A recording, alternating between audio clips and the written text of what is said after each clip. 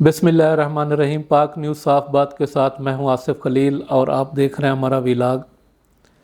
आज मेरा मौजू है जमहूरियत और पाकिस्तान। बानी पाकिस्तान क़ायद-ए-आज़म मोहम्मद अली जिन्ना ने भी एक इस्लामी जमहूरिया पाकिस्तान बनाया था। ये बात मैं इसीलिए कर रहा हूँ क्योंकि मुझे मालूम है 23 मार्च 1940 करारदाद पाकिस्तान मंजूर कराने से पहले क़ायद-ए-आज़म मोहम्मद अली जिन्ना साहब ने एक इस्लामी स्कॉलर के थ्रू इस्लाम और जमहूरियत पर हमारे मजहबी रहनुमाओं के लिए एक लेक्चर का बंदोबस्त किया था। पाकिस्तान के आइन में भी हमने इस्लामी जमहूरिया पाकिस्तान दर्ज कर रखा है। गोया इस्लामी जमहूरिया पाकिस्तान में मुसलमान भी रहते हैं और हमारे पास अल्हम्दुलिल्लाह पाकिस्तान भी है। मेरा मसला ये है कि यहाँ जमहूरियत नहीं है। 76 सालों से हम जमहूरियत के नाम पर खिलवाड़ तो कर रहे हैं जमहूरियत के साथ, लेकिन कभी अमली तौर पर हमने जमहूरियत को पाकिस्तान में राइज नहीं होने दिया। जमहूरियत पूरा एक निज़ाम है। इस निज़ाम के तहत आइन और कानून के मुताबिक हुकूमत वक्त और उसके तमाम इदारे जमहूरी रवैये के साथ मुमलिकत खुदादाद का निज़ाम चलाते हैं। ये वो जमहूरी निज़ाम है जिसने इस मुल्क में राइज होना था, जिसलिए ये मुल्क बनाया गया था इस्लामी जमहूरिया पाकिस्तान। मगर हमने इस्लाम का नाम भी ले रखा है, मुसलमान भी रहते हैं यहाँ, पाकिस्तान भी अल्हम्दुलिल्लाह हमारे पास है, हम पाकिस्तान में रहते हैं, लेकिन हमें जमहूरियत नसीब नहीं है। जब तक इस्लामी जमहूरिया पाकिस्तान को मुकम्मल नहीं करेंगे जमहूरी सिस्टम के ज़रिए, तो हमारा मुल्क आगे नहीं बढ़ सकता। हमारे मुल्क की एक बदनसीबी ये भी है कि हमारे बानी कैद या हमारा बाबा कौम पाकिस्तान बनने के साथ ही अल्लाह को प्यारे हो गए। गोया पाकिस्तान अपने बनते साथ ही यतीम हो गया। जैसे बच्चा पैदा होते ही यतीम हो जाता है और उस बच्चे के साथ जो सलूक चाचे मामे और बाकी रिश्तेदार करते हैं, सौतेला सलूक, हमने भी इस पाकिस्तान के साथ सौतेलों वाला सलूक किया है, जो बाद में हमारे मामे चाचे बने, इस मुल्क के ठेकेदार बने, चाहे वो जमहूरी हों या गैर जमहूरी। इस मुल्क की तरक्की असल में जमहूरियत में है। जब तक जमहूरियत या जमहूरी निज़ाम आइन और कानून की रूह से इस मुल्क में नाफिज अमल नहीं होता, ये मुल्क तरक्की नहीं कर सकता। इस मुल्क की तरक्की के लिए अपने मुल्क में इस्लामी जमहूरिया पाकिस्तान में जमहूरी सिस्टम राइज करना पड़ेगा, उसकी असल रूह के मुताबिक। फिर जाके जमहूरियत के समरात मिलेंगे और हम तरक्की याफ्ता कौमों की सफ़ में खड़े हो सकते हैं। अब मैं आपको बताता हूँ कि जमहूरियत या जमहूरी हुकूमत कैसे आती है। जमहूरी हुकूमत तो आती है एक जमहूरी प्रोसेस के थ्रू। जमहूरी प्रोसेस में जमहूर सबसे अहम होते हैं और जमहूर की आवाज़ ही फैसला कौन आवाज़ होती है। तो मेरा कहने का मतलब यह है कि हमारे इलेक्शन जो जमहूरियत के नाम पर होते हैं, उसमें फ़ैसला कौन किरदार अवाम का होता है। अवाम पाकिस्तान जिसको हुकूमत देना चाहें उसी को हुकूमत करनी चाहिए। जिसको इलेक्शन में वोट मिले वही आके नतीजे में हुकूमत बनाए और वो निज़ाम हुकूमत चलाए जमहूरी तरीके से, और तमाम इदारों को जमहूरियत और आइन के मुताबिक अपना अपना किरदार अदा करना चाहिए। हमारे मुल्क में क्या होता है, हमारे मुल्क में इलेक्शन भी होते हैं, वो पहले तो इलेक्शन ही बड़ी मुश्किल से होते हैं, अगर होते हैं तो फिर इलेक्शन का रिज़ल्ट पर फॉर्म 47 बैठ जाता है। फॉर्म 47 की भी एक अजब कहानी है। ये भी हर दौर में हमारी बदनसीबी का बैनर लेकर हमारे सामने आता है और ये फॉर्म 47 हर दफ़ा आता है। इस दफ़ा जो हमने फॉर्म 47 की भयानक शक्ल देखी है, इसकी माजी में मिसाल नहीं मिलती। फॉर्म 47 क्या है? फॉर्म 47 तो फॉर्म 45 का फॉलो अप है। फॉर्म 45 ही इलेक्शन की असल बुनियादी दस्तावेज़ है।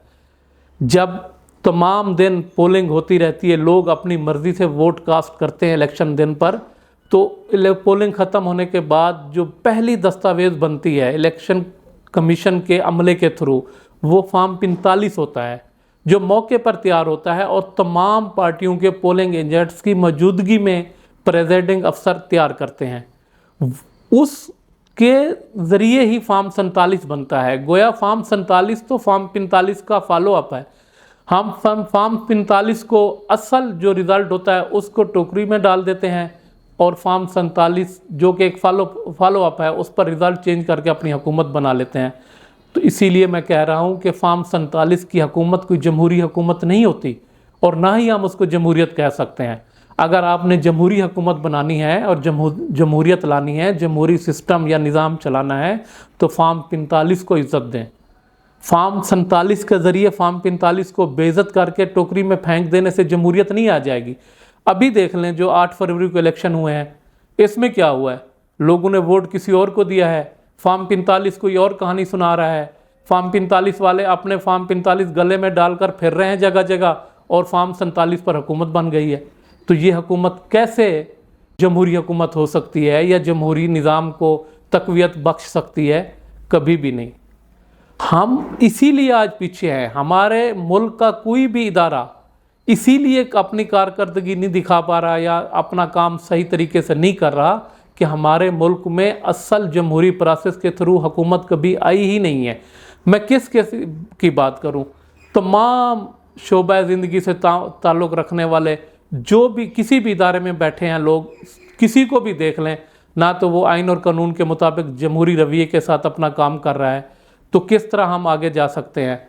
यही नतीजा निकलेगा, हमारी माशियत बर्बाद, हमारी अदलिया इंसाफ देने से कासिर, हमारे उस्ताद, हमारा तालीमी निज़ाम हमारे बच्चों को तालीम देने से कासिर है। कोई भी इदारा, अगर मैं बात कर लूँ अदलिया की बात कर लें, अदलिया क्या इस मुल्क में इंसाफ दे रही है? अदलिया तो ख़ुद इंसाफ मांग रही है ख़त लिख लिख कर। हमारे उस्ताद ऐसे बैठे हुए हैं जो स्कूलों में आने वाले बच्चों को ट्यूशन के लिए अकेडमियाँ बना रखी हैं, जिन्होंने अपनी अकेडमी में बुलाने के चक्कर में पड़े रहते हैं या अपने अपने प्राइवेट इदारे बना रखे हैं। हमारे डॉक्टर सरकारी अस्पताल में आने वाले मरीज़ों को या उनके टाउट अस्पताल में आने वाले मरीज़ों को प्राइवेट दिखाने का मशवरा देते हैं। कौन सा इदारा या हमारे इदारों में बैठे हुए लोग अपना काम सही तरीके से आइन और कानून के मुताबिक कर रहे हैं? क्यों नहीं कर रहे हैं? क्योंकि इनको चलाती है हुकूमत वक्त, और हुकूमत वक्त का जमहूरी तरीके से आना बहुत ज़रूरी है। जब हुकूमत ही जमहूरी तरीके से, जमहूरी प्रोसेस से नहीं बनेगी तो वो कौन सा इदारा चला सकती है, या किस से कोई सरकारी अफसर से या सरकारी लोगों से आवाम की फलाह बहबूद के लिए काम ले सकती है? यही वजह है कि हम आज इतने पीछे हैं दुनिया से। हमारे मुल्क में कुदरती वसाइल की कोई कमी नहीं है। हमारा मुल्क अल्हम्दुलिल्लाह हर चीज़ से माला माल है। यहाँ पर ज़राअत है, यहाँ पर मादनियात है, यहाँ हमारी आबादी नौजवानों पर मुश्तमिल है, जो किसी भी मुल्क के लिए एक सरमाया होती है। हम खुशकिस्मत लोग हैं कि हमारी 65% आबादी नौजवानों पर मुश्तमिल है, और हर वो नौजवान जो अपने आप में थोड़ा सा टैलेंट महसूस करता है या अपने आप को काबिल बेहतर और ज़हीन समझता है, वो मुल्क छोड़कर जा रहा है। वजह यही है कि इस मुल्क में जमहूरी अंदाज में कोई भी इदारा अपना काम कर ही नहीं रहा, ना जमहूरी हुकूमत है, बस कब्ज़ा कर डकैतों की हुकूमत है जिन्होंने फॉर्म 47 के ज़रिए कब्ज़ा कर रखा है। और हमारे जमहूरी ठेकेदार भी, जमहूरी सियासतदान भी जो जमहूरियत के चैम्पियन और ठेकेदार बनते हैं, उनकी हालत यह है कि जमहूरी प्रोसेस से इलेक्शन का रिज़ल्ट तो मानना नहीं है, लेकिन जो जीते हैं उनको ये ताने देने हैं कि वो हमारे साथ बैठते नहीं हैं, हमारे साथ बात ही नहीं करते। भाई आप अपने भाई का फॉर्म 45 पर हक मार के बैठे हैं, कैसे वो आपके साथ बैठकर बात करेगा? पहले आप उसका हक तो दें, उसकी जीत तो माने, जो अवाम ने उसको जिताया है आप उसका रिज़ल्ट माने, अवाम का फैसला माने, फिर उसको बिठाकर बात करें। अगर वो बात ना करे तो फिर अवाम को भी समझ आएगी कि हाँ किसका कसूर है। हमारे तमाम क्या मजबूरी है कि हमारे रिज़ल्ट रातों रात चेंज हो जाते हैं। फॉर्म 47 पर हमारे के अफसरान, आरओ की मैं बात कर रहा हूँ, क्यों वो रिज़ल्ट चेंज करते हैं? किसी कहते हैं जी किसी का प्रेशर था। भाई आप प्रेशर क्यों लेते हैं? ना आप हराम का माल जमा करें, ना आपकी मजबूरी बने आप ब्लैक मेल हों और अपना रिज़ल्ट चेंज करें। कोई बंदा अपना काम सही नहीं करता और बस यही कह देते हैं कि प्रेशर है। भी क्यों प्रेशर लेते हैं आप? अदालतें इंसाफ नहीं देती तो प्रेशर है। भाई आप किस लिए जज बने हैं? आप ना लें प्रेशर, अपना काम सही आइन और कानून के मुताबिक जमहूरी तरीके से करें, तो किसने आपको रोकना है? जब आप अपना काम सही नहीं करते, अपने ज़ाती मफादात के लिए अपने ओहदों को इस्तेमाल करते हैं, तो फिर आप प्रेशर लेते हैं, پھر آپ کی مجبوری ہوتی ہے جو حرام کا مال جمع کیا ہوتا ہے اس کو بچانے کے لیے، اپنی جان چھڑانے کے لیے ہر وہ غلط کام کریں گے جس کے لیے آپ کو پریشر ڈالا جائے گا۔ آپ نہ پریشر لیں نا، آپ اپنی ڈیوٹی جمہوری اور آئینی طریقے سے سر انجام دیں۔ کیا مجبوری ہے نواز شریف صاحب کی فارم 47 پر حلف لینے کی، جب کہ ان کو پتہ ہے، پوری قوم جانتی ہے کہ نواز شریف صاحب الیکشن یاسمین راشد سے NA 130 لاہور میں ہار گئے ہیں۔ MNA کا حلف اٹھا لیا جا کے۔ اگر ایک سیٹ پر حلف نہ اٹھاتے، 3 دفعہ کا وزیر اعظم جمہوری لیڈر اگر جمہوری فیصلہ مانتے ہوئے، عوام کا فیصلہ تسلیم کرتے ہوئے حلف اٹھانے سے انکار کر دیتا حافظ نعیم الرحمان کی طرح، تو آپ کا قد بڑا نہیں ہونا تھا؟ جمہوریت نے آپ کو عزت دینی تھی، لوگوں کی نظر میں آپ کی عزت بڑھنی تھی۔ آپ اپنا جمع کیا ہوا مال بچانے کے لیے مجبور ہیں تو بلیم جمہوریت کو دے رہے ہیں۔ I'm sorry۔ اور اس دفعہ تو ہمیں جمہوریت سے اس قدر مایوس کیا جا رہا ہے کہ جو بھی کر لو، لوگ جس کو مرضی ووٹ دے دیں، اصل میٹر تو نتیجہ کرتا ہے۔ جب نتیجہ ہی کسی کے حق میں دینا ہوگا اپنی مرضی سے، تو کون سی جمہوریت اور کون سا لوگوں کا ووٹ؟ یہاں پر میں مثالیں بھی دے سکتا ہوں، بہت مایوس لوگ بھی موجود ہیں۔ میں خواجہ سعد رفیق کی مثال دینا چاہتا ہوں۔ خواجہ صاحب نے ایک سیمینار میں خطاب کرتے ہوئے فرمایا کہ میں جمہوریت سے، کچھ الیکشن سے پہلے کی بات کر رہا ہوں، کہ میں جمہوریت سے مایوس ہو چکا ہوں، جمہوریت نے ہمیں کچھ نہیں دیا۔ خواجہ صاحب، میں آپ کو ایک لطیفہ سناتا ہوں۔ یہ لطیفہ تو ہماری سکھ کمیونٹی کے بارے میں ہے، تو میں اس کو ذرا سینسر کر رہا ہوں تاکہ ہماری سکھ بھائیوں کو برا نہ لگے۔ ایک بھولا بالا سا انسان تھا، آدمی تھا، صبح اٹھتا تھا اور سارا دن اللہ تعالیٰ سے دعا کرتا رہتا تھا، یا اللہ میرا پرائز بانڈ نکال دے، میرا پرائز بانڈ نکال دے۔ کافی عرصے تک وہ دعا کرتا رہا، اس کا پرائز بانڈ نہیں نکلا، تو ایک دن مایوس ہو کے وہ کہنے لگا کہ یا اللہ تو میری بات نہیں سنتا، میں اب تم سے دعا نہیں کروں گا۔ اس کا یہ کہنا تھا تو اس کے منہ پہ ایک زوردار تھپڑ پڑا اور غیب سے آواز آئی، اے میرے بھولے بندے، اپنا پرائز بانڈ تو خرید پہلے۔ خواجہ صاحب، جمہوریت سے مایوس بعد میں ہونا، پہلے اس ملک میں جمہوریت رائج تو کریں۔ جمہوری پروسیس سے الیکشن کے ذریعے ریزلٹ جو آتے ہیں سامنے، ان کو مانیں اور اس کے مطابق حکومت تو بنائیں۔ جمہوری انداز میں اپنے اداروں کو کام کرنے کا موقع تو دیں، لوگوں کو آئین اور قانون کے مطابق ڈیل کریں۔ حکومت ذمہ دار ہوتی ہے، ایگزیکٹو اور اسٹیبلشمنٹ ذمہ دار ہوتی ہے آئین اور جمہوریت کو قائم کرنے کی۔ ہمارے ملک میں کیا ہوتا ہے؟ ہم فارم 47 پر حکومت بناتے ہیں اور آرڈر کر دیتے ہیں کہ روٹی 16 روپے کی بیچو۔ بھئی کہاں سے بیچے نان بھائی روٹی 16 روپے کی؟ آٹا اس کو مل رہا ہے 150 روپے کلو۔ 1 کلو سے کتنی روٹیاں بنتی ہیں آپ ہی مجھے بتا دیں؟ زیادہ سے زیادہ 10-12۔ اگر 10-12 روٹیاں بنتی ہیں، 170 روپے اس کو وصول ہونے ہیں، 160 یا 150 روپے آٹا خرید کر، تو باقی اس کے اخراجات کون پورے کرے گا؟ کہاں سے وہ لے کر آئے گا اپنے لیبر کے خرچے، اپنی دکانوں کے کرائے، گیس کے بل، بجلی کے بل؟ کس طرح وہ 16 روپے کی روٹی دے سکتا ہے؟ حکمرانوں کی سطحی سوچ پر افسوس ہوتا ہے۔ کیا آپ یہ نہیں سمجھتے کہ جس نے تندور چلانا ہے اس کو آٹا بھی سستا دینا ہے، وہ ذرائع بھی پیدا کرنے ہیں جس سے وہ 16 روپے کی روٹی بیچ سکے؟ نہیں، جس نے ہمارا کہنا نہیں ماننا، ہم نے آمریت دکھانی ہے، ہم نے اپنی حکومت کی طاقت دکھانی ہے اور اس کو باغی قرار دے کر 16 MPوں میں اندر کر دینا ہے۔ آپ کا کام یہی رہ گیا ہے۔ جمہوریت نہ ہونے کی یہ وجہ ہے کہ آپ ہر اپنی حکمرانی کے خلاف جانے والے بندے کو باغی سمجھتے ہیں اور غدار سمجھتے ہیں، 16 MPوں میں اندر کر دیتے ہیں۔ جمہوری نظام اس طرح نہیں چلتا۔ جمہوریت میں ہر انسان کو موقع ہوتا ہے، ہر انسان کے پاس سہولت ہوتی ہے اپنی بات کرنے کی۔ جمہوریت میں سب کو فری ہینڈ ہوتا ہے آئین اور قانون کے مطابق اپنی زندگی گزارنے کا۔ میں کس سے شکوہ کروں؟ میں اپنی صحافتی برادری پر بات کر لیتا ہوں۔ کتنے صحافی ہیں جو اپنے ذاتی مفاد کی خاطر اپنے قلم اور کیمرے کو بیچ رہے ہیں؟ میں سب کی بات نہیں کر رہا، میں ان کی بات کر رہا ہوں جو ایسا کرتے ہیں۔ بہت سارے معتبر صحافی ہیں، پوری قوم کی نظر میں ان کی بڑی عزت ہے، جو اپنا صحافتی کردار ادا کرتے ہوئے حق اور سچ کی خاطر مصیبتیں بھی برداشت کر رہے ہیں، جلاوطنیاں بھی برداشت کر رہے ہیں، اور مشکلات سے گزرنے کے باوجود بھی سچ بولنے سے باز نہیں آ رہے۔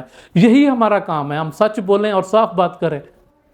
آپ دیکھ لیں، مہنگائی کی وجہ سے لوگ پریشان ہیں، 2 ٹائم کا کھانا کھانے کے لیے لوگ اپنی عزتیں بیچ رہے ہیں۔ ایک دکاندار سے میری بات ہوئی، میں نے پوچھا کہ سناؤ کاروبار کا حال، تو اس نے مجھے کہا، بھائی کون سا کاروبار؟ ये बराह नाम कारोबार है। कोरोना से पहले मैंने 20 लाख रुपया लगाकर करियाना स्टोर बनाया था। आज इस स्टोर में मेरा अपना 1 रुपए का माल भी नहीं है, कंपनियों का माल है। मैं भी मुल्क की तरह उधार पे चल रहा हूँ। मैं तो कंपनियों का मुलाजिम बन के अपने कारोबार पे बैठा हूँ। वो माल देते हैं, मैं बेच के उनको वापस कर देता हूँ।